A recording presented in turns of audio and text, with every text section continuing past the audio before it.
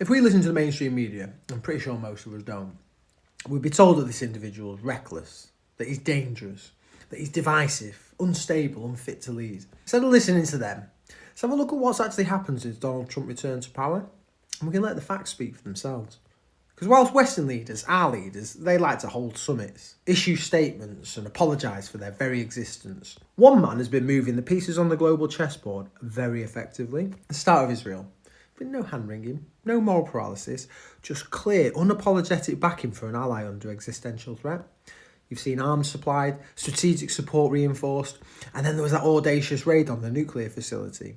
For the first time in years, honest conversations about long-term solutions have actually been occurring.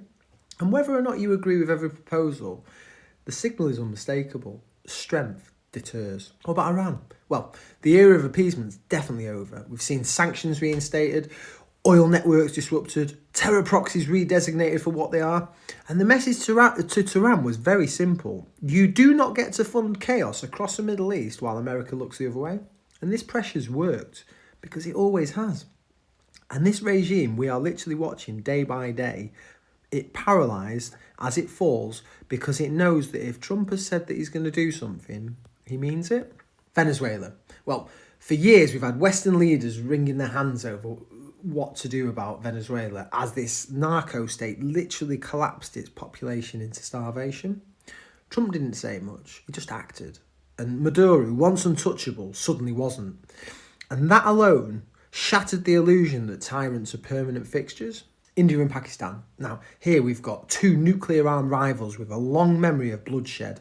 And once again, escalation was threatening. But behind the scenes, American pressure and mediation helped pull both sides back from the brink.